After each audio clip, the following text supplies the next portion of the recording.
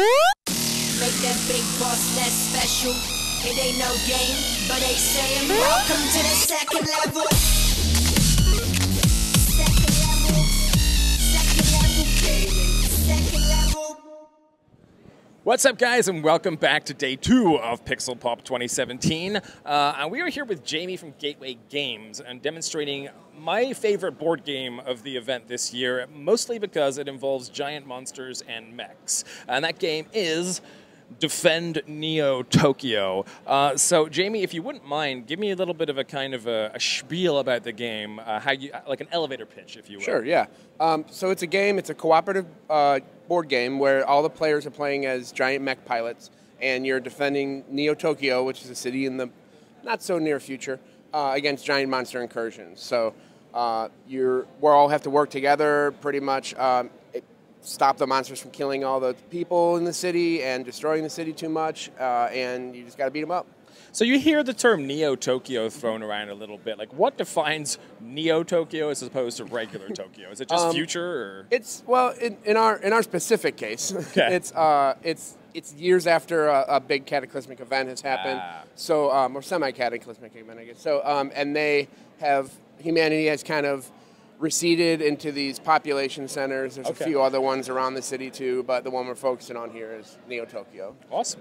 So the game itself plays, like you said, a lot better cooperatively because it's essentially a group of these mechs, and the mechs have different components on them that control like how well they do in battle. So there's 4 components, right? Yeah. What were those? So each mech is made up of 4 different parts, and you have 2 arms, which is pretty much where your weaponry is. Like you choose if you want to have like a machine gun on one arm and a laser sword in the other one, or if you want to have an electro whip and a big mace or whatever. So you choose that at the beginning? Oh yeah. Okay. Yeah, cool. You start doing that, and then the other 2 parts are your chassis, which is just kind of your main robot body, and then your specific legs. So those would be armor based, I assume. Yeah. Okay. And then so your legs then determine like. You might have tank treads, which let you move a little, more stably, or you might have lighter legs, which don't have as much armor. But then I'm now imagining a giant mech with tank treads, and I'm thinking that's a pretty badass that's awesome, idea. Yeah. So just roll right over everything you want. just run over the monster. Problem solved. So it's kind of, and we'll show some B-roll here of kind of like what the setup looks like as far as the cities and everything. But basically, you're sort of moving through the city, and then these. I don't know if you like me using the word kaiju or not. That's just what I'm used to using for giant monsters. They kind of come in like. At what point are they coming into? Is it just like a random flow? Is there a roll of the dice that makes them come in? Like so, some of them start in play, and then they start out there, and that's kind of when you're mobilized as the defense force here. Gotcha. So they start in play, and then through the course of the game, there's a couple more might show up, or will probably show up, but. It's really the initial monsters that are really the big threat. So you're just like a responder team to these initial monsters, but some other shit might happen while you're and then some other ones show up. But then so the ultimate goal then is you're trying to kill all the monsters that are running around, ones that start. We kind of call those the minions, even though they're still 6 stories tall or whatever. Mechians. So but then once you do that, then the boss monster shows up, and he's the actual real threat. And then you have to beat him up, and then you win. Cool. Yeah. So, all right, give me the lowdown. What is your favorite monster that you guys created? Because these are old creations, I assume. Yeah, right. They're all. We try to stay based away. On some stuff, maybe, but obviously there's some that are a little similar to other monsters, but we try to stay away from the whole as legally close as we can get. We didn't want to do that because we want to do our giant own monkey stuff. man. Yeah. I mean, and it's funny. We have a giant monkey man, but.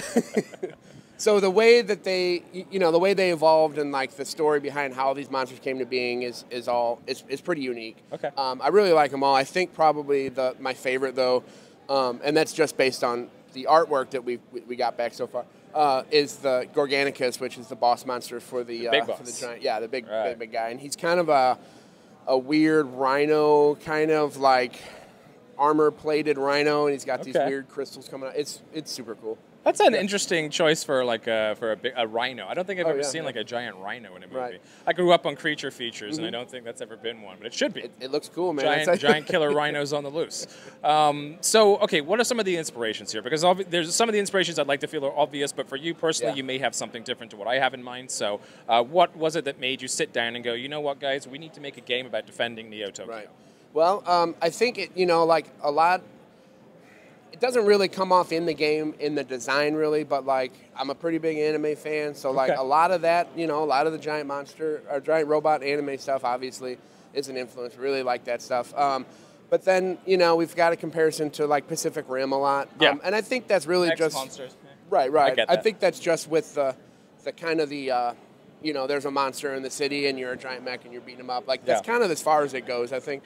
But I love Pacific Rim. Don't get me wrong. Yeah, it's a great movie. Yeah. But like really, just like any, like Evangelion. Like that's a big influence for sure. Just here's something showing up. Go out there and beat them up, and really just anything with a giant robot. That's good enough answer for me. I'm a big anime fan as well. So is Evangelion your favorite anime, or is there? Tell me, this I have to know because we're going to nerd out for a second. I'm probably a bigger like fantasy fan than I am sci-fi fan. Which it's by saying that I mean that I like fantasy at a 10 and sci-fi at a 9. It's not just a little hair. Yeah. So I really like Rick of the Lotus War is probably my favorite anime just because of the whole like the whole like series like the theme and everything. There you go. You have a suggestion for an anime to watch in case you haven't seen it. Lotus War, yeah. There you go. Especially if you're a fantasy fan or you play Dungeons and Dragons at all. It's amazing. There you go. So this game, how long would you say it roughly takes to get through like the average game? Average game is about an hour and a half maybe. Okay. And it's we've really tried to keep it from being like a big slog, because you can get bogged down, especially with the way the monsters work since they have their own like AI, their mechanic, they kind of like act their own. It's easy to get disengaged from the game when someone else is going through and doing this stuff, even though it directly affects you. So we try to keep that stuff as streamlined as possible. An hour and a half. If you reach an hour and a half and you haven't lost yet, then you'll probably win. I'll say that. Yeah. That's a good but tip. It can get pretty swingy. It can be an hour. You're saying that the monsters also kind of, like you said, they have kind of their own AI in terms of like, if they're on a city spot, they'll be attacking that city spot. But as soon as a mech comes into play, the card flips over, and suddenly there's a whole bunch of other crap that they might be throwing at you. That's kind of like one of my favorite things about it is that it's it makes you have to decide. It's like there's all these monsters out there, and you want to engage them because you want to beat them up, but at some point you have to decide. It's like, well, am I getting hurt too much? Or I have to withdraw and kind of heal a little bit. Got to survive ultimately. Right? You can't save Neo Tokyo if you're dead. That's essentially what it boils down to. Well, ultimately, what you're doing though is you're trying to defend Neo Tokyo. You know, so like, lay down your life if you have. That's what you got to do. Then that's what you got to do. So it looks a lot of fun. I'm hoping at some point we can come and sit down and play it. We have to capture a lot of footage today, but it looks great. It's definitely in my wheelhouse. You're welcome. Give these guys what they need to know in terms of if they want to check out more about Defend Neo Tokyo. Sure. Give me like Twitters and websites and all that jazz. You can follow us on Twitter at STL Gateway Games. You can go to our Facebook is Gateway Games and look for this logo. And then you can go to our website, which is actually gateway.games. There you go.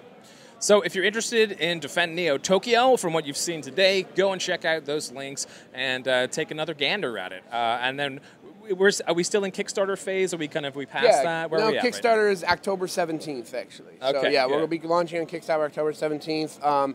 If you're in St. Louis area, we're going to have a lot leading up to that. We're going to have a lot of get-togethers and meetups at different places where you can come and see and demo the game and play it and do all that. So that's awesome, man. Yeah. Jamie, thank you so much for spending the time. Sure. Yeah. And for you guys out there, thanks a lot for watching. We'll see you next time. Bye-bye. No game, but they saying welcome to the second level.